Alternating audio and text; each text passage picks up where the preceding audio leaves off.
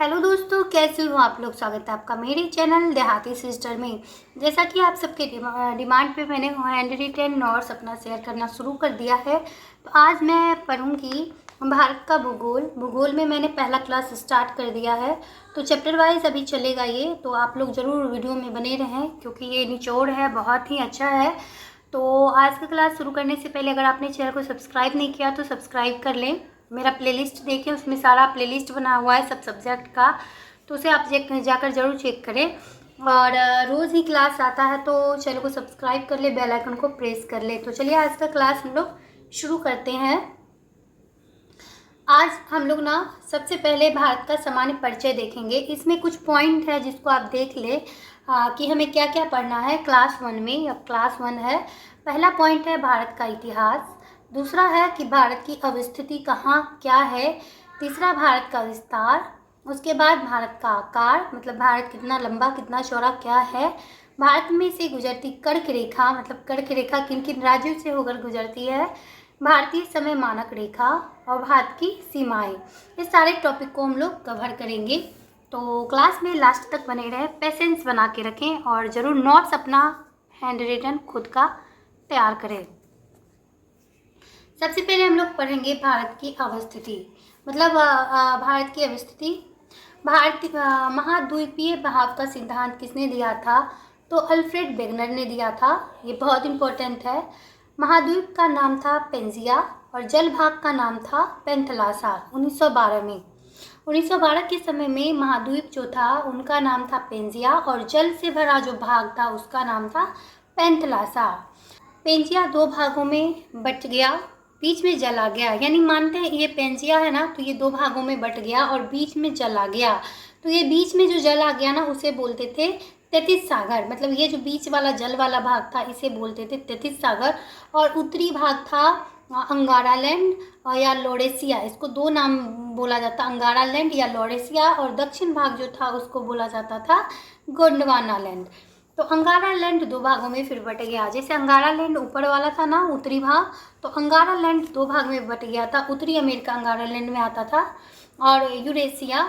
और गोंडवाना लैंड जो था नीचे वाला भाग, ये जब बटा तो किस किस मतलब देश में ये बट गया। जैसे दक्षिण दक्षिण अमेरिका, अफ्रीका, अंटार्कटिका, ऑस्ट्रेलिया और भारतीय प्रायद्वीप, ये दक्षिणी भाग आ गया जिसे हम लोग क्या बोलते थे, गोंडवाना लैंड। वर्तमान अवस्थिति भारत का क्या है? वर्तमान अवस्थिति भारत का है उत्तर पूर्व भारत में है। भारत एशिया में दक्षिण में अवस्थित है, दक्षिणी मध्य एशिया में। भारत का विस्तार जो है उत्तरोत्तर बिंदु यानी उत्तर का जो है वो 37 डिग्री 6 उत्तर लद्दाख इंदिरा कौल इसको कहते हैं। पूर्वोत्तर जो है 97 डिग्री 25 पूर्व एपी मतलब अरुणाचल प्रदेश। एपी मतलब अरुणाचल प्रदेश वालांगू किम्बथू में है। और दक्षिणी भाग जो है जिसे राजहर कृत या गौड़ माता कहते हैं 68 डिग्री 60 पूर्व गुजरात गुहर माता। और दक्षिण भाग जो है 8 डिग्री 4 कन्याकुमारी है। आप देखिए इसमें मैंने कैसे लिखा है। ग्रेट निकोबार जो है 6 डिग्री 45 उत्तर में है। इंदिरा बिंदु है पिग्मेलियन या पार्सन बिंदु इसे कहते हैं। कुमारी कैप और कैप कोमरिन भी इसको कहते हैं दक्षिणी भाग को। कन्याकुमारी को क्या बोलते हैं? कुमारी कैप या कैप कोमरिन, ये इनका इसका है।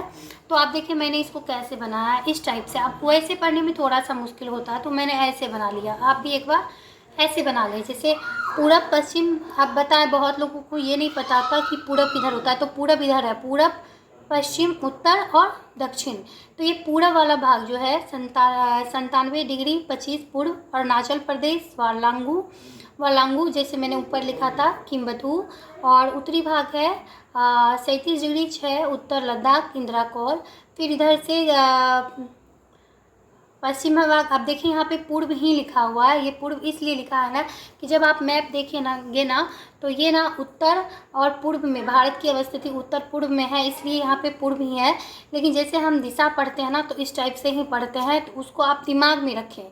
लेकिन होगा ये दोनों पूर्व और ये दोनों उत्तर ही होगा, क्योंकि भारत की अवस्थिति जब मैप पे आप पढ़ेंगे ना तो आपको समझ में ये चीज़ ज़्यादा अच्छे से आएगा। तो ये है 68 डिग्री 7 पूर्व गुजरात, सरक्रिक और गौहर माता और राजहार क्रिक भी इसको बोलते हैं। और ये दक्षिणी भाग जो है जिसे उत्तर ही बोलते हैं, ये 8 डिग्री 4 उत्तर कन्याकुमारी, कुमारी कैप या कैप कोमरिन के नाम से जाना जाता है। अब देखिए ये है निकोबार पॉइंट, ग्रेट निकोबार और इंदिरा बिंदु और पिग्मेलियन पार्सन बिंदु भी से कहा जाता है। अब देखिए भारत की लंबाई 3214 किलोमीटर है, चौड़ाई 2933 किलोमीटर है, क्षेत्रफल 32,87,263 या फिर 32.8 लाख या 3.28 मिलियन, ये भी हो सकता है। मतलब कोई भी ऑप्शन में मिलेगा, इसलिए तीनों को याद रखें। विश्व की कुल भूमि भाग का 2.42%, विश्व में इसका भाग जो है भारत का वो 2.42% है। विश्व में है 7वां भाग स्थान भारत का।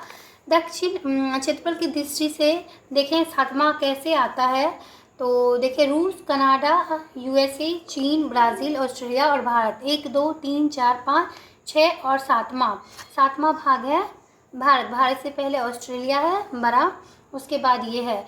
तो कर्क रेखा का दक्षिणी भाग उष्णकटिबंधीय होता है, उत्तरी भाग समशीतोष्ण होता है। कर्क रेखा जो 8 राज्यों से गुजरती है ना, ये 8 राज्य हैं। गुणम सीजी बटम, मैंने इसका ट्रिक ऐसे ही बताया है क्योंकि कभी कभी ना सीरियल से पूछता है। जैसे मित्र पर गमछा झाड़ पहले हम लोग पढ़ते थे, लेकिन उसमें सीरियल नहीं होता था, वैसे याद रख सकते हैं। लेकिन ये ना गुणम सीजे बटम, तो इस टाइप से याद कर सकते हैं आप। गुजरात, राजस्थान, MP, मौ से छत्तीसगढ़, सी से जे से झारखंड, ब से वेस्ट बंगाल, ट से त्रिपुरा और M से मतलब मौ से मिजोरम। तो इस टाइप से आप इसको याद रख सकते हैं। आज का क्लास मैं यहीं पे ख़त्म करूँगी। मैं भी इसको पढ़ रही हूँ, इसलिए शायद मुझे लगता है समझाने में थोड़ा सा प्रॉब्लम हो रहा होगा, लेकिन आप समझ पाए हो तो ज़रूर कमेंट बॉक्स में बताइएगा, तो मैं इसको कंटिन्यू करूँगी, अन्यथा इसको रोक दूँगी। तो आज के वीडियो के लिए थैंक यू सो मच, आपने वॉच किया। और नए हैं तो चैनल को ज़रूर सब्सक्राइब करें। मॉडर्न का मेरा ज़रूर देखें, मॉडर्न मतलब हिस्ट्री का मेरा पोर्शन और सिविक्स का बहुत अच्छा है, उसे आप ज़रूर देखें। Thank you so much. Channel को सब्सक्राइब नहीं किया तो सब्सक्राइब कर लें। आज का वीडियो मैं यहीं पे एंड कर रही हूँ। Thank you so much.